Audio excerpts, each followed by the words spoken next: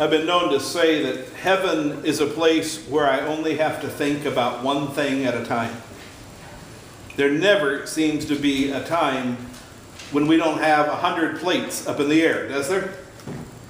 And don't you get tired of juggling all those plates? I know I do.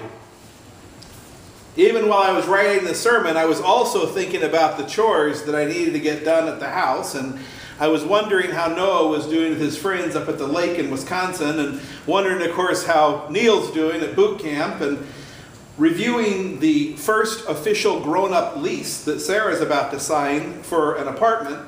And even now, while I'm preaching it, I'm looking around here and I'm thinking about all the special needs that each of you has in your lives and the special challenges and pressures that you have. And I'm also noticing who's not here and wondering, well, are they ill, or are they on vacation? Are they just lazy today? Are they coming tomorrow? Or is something else wrong?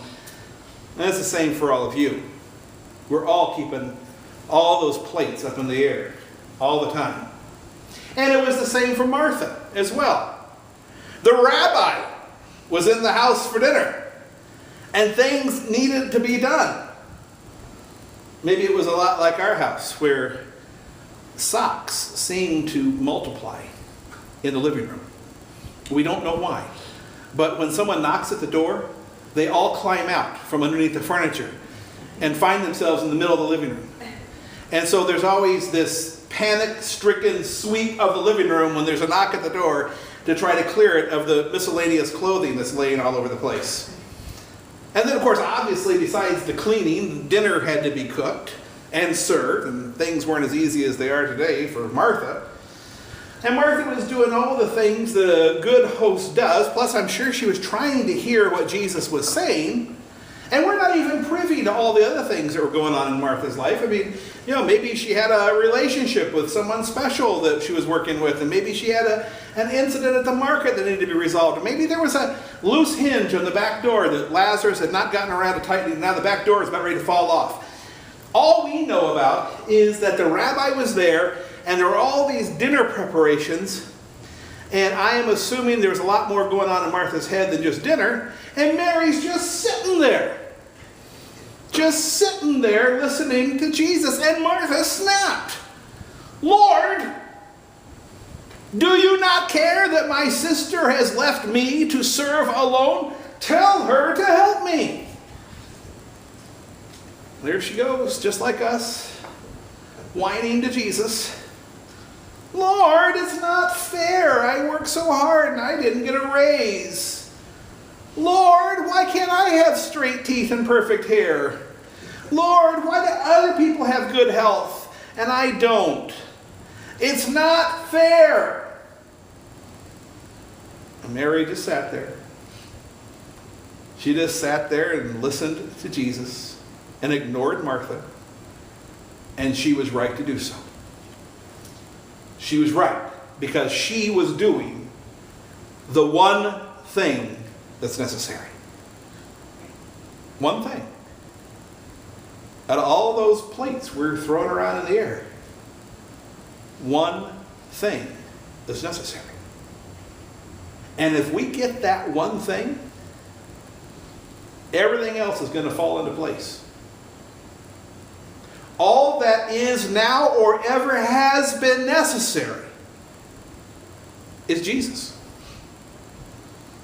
If we have a relationship with Jesus, that is, if we are hearing His word and receiving His body and blood, everything else that's being juggled in the air over our heads will either be taken care of or will fall away. And it won't matter. Because without that relationship with Jesus, we have nothing worthwhile. Abraham and Sarah wanted that child, but they didn't think that God was ever going to give it to them. They wanted the child their way. That's why I read you the second part that's left out of your bulletin, but it's following that text. Sarah laughed because it was ridiculous. It's ludicrous. The woman's 90 plus years old. It's stupid to think that she's going to have a child now. So she laughed. never assume that God is unable or unwilling to fulfill his promises. If he says it, he will do it. Martha was happy just to listen to Jesus too, but she wanted Jesus to come to her in her time, in her way, when she was ready. But Jesus comes to us in his time. Jesus comes to us in his way. And we cannot make him do otherwise because he's God. So when he speaks, which he promises to do in his word and in his sacrament, let all the other plates drop right where they are. Let all the juggling stop. Because he is the one thing necessary for our lives to be whole. And everything we do around here is built around one thing. Worship, Bible classes, Trinity Music Center, Trinity Christian Nursery School, VBS, Sunday School, Bells, Youth, Seniors, Quilters, Diners Club. All the things we're doing for the 100th anniversary. It's all built around one thing. Done for one reason. To gather us and others around the Word of God. To hear it and learn it. And to eat and to drink his body and blood. It's all done for that one thing. And that one thing then empowers us to go out into the world. To go out into our families. To go out into our neighborhoods and our workplaces. To find people who see all those things juggling over their heads. And don't know which one thing to grab. They don't know him. They don't know what is needful. There are many, many things occupying our minds.